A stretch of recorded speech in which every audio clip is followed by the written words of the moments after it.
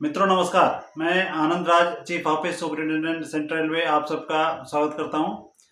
मित्रों, शायद ही कोई ऐसा रेल कर्मचारी है जो अपने ड्यूटी के दौरान सस्पेंड ना हुआ हो, लेकिन कई बार कर्मचारी जो हैं सस्पेंशन के बारे में पूरी जानकारी नहीं होती है। कई बार कर्मचारी को सस्पेंड कर दिया जाता है, लेकिन उस पर कोई अनुशासनात्मक कार्रवाई नहीं की जाती है, या ये कहें कि उन्हें कोई SF5 या SF11 कुछ भी नहीं दिया जाता है।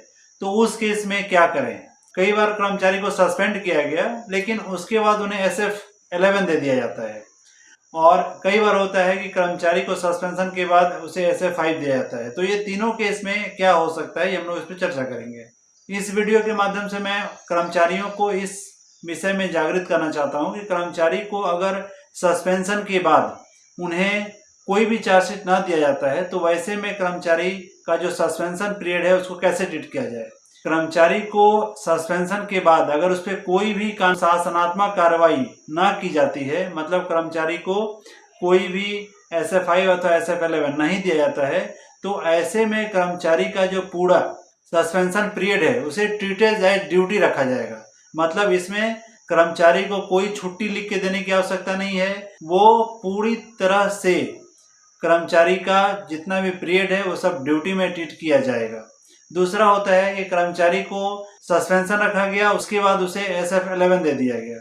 रेलवे बोर्ड का लेटर है, वो टेलीग्राम अकाउंट पे अवेलेबल है, आप चाहे तो वहाँ जाकर डाउनलोड कर सकते हैं, देख सकते हैं। कर्मचारी को सस्पेंशन के बाद अगर उसे SF11 दिया जाता है, तो वैसे पीरियड में भी जो पूरा सस्पेंशन का पीरियड है वो ट्रीटेड एज ड्यूटी ही रखा जाएगा। इसमें कर्मचारी का लीव भरने की आवश्यकता नहीं है। कर्मचारी जो है उसकी छुट्टी बिल्कुल नहीं जाएगी, और ना ही उसे आधे दिन का पेमेंट मिलेगा।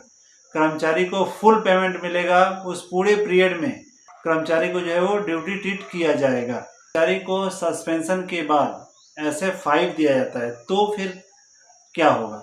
अगर कर्मचारी को सस्पेंशन के बाद SF5 दिया जाता है, तो वैसे में जो आपकी इंक्वायरी होगी उस पर निर्भर करता है, अब दोषी पाए जाते हैं अथवा नहीं पाए जाते हैं, और उसके आधार पे जो आपके जो कंप्लेंट अथॉरिटी हैं वो डिसाइड करते हैं कि इनका जो सस्पेंशन पीरियड है उसे कैसे ट्रीट किया जाए। तो यहाँ मैं स्पष्ट करना चाहता हूँ कि जिस भी कर्मचारी को सस्पेंशन के बाद अगर उन्हें SF11 दिया गया है, तो उन्हें कोई छुट्टी भरने की आवश्यकता नहीं रहती है, और उनका पेमेंट भी जो है वो सस्पेंशन पीरियड का जो आधा पेमेंट मिला था वो आधा पेमेंट ना मिलकर उन्हें पूरा पेमेंट के लिए वो क्लेम करें, और उनका जो पूरा पेमेंट है वो उन्हें दिया जाएगा। इस तरह के महत्वपूर्ण जानकारी के लिए इस चैनल से जुड़े रहें। चैनल को सब्सक्राइब करें। वीडियो अगर अच्छा है तो इसे लाइक और शेयर जरूर करें। धन्यवाद मित्रों, बहुत बहुत धन्यवाद।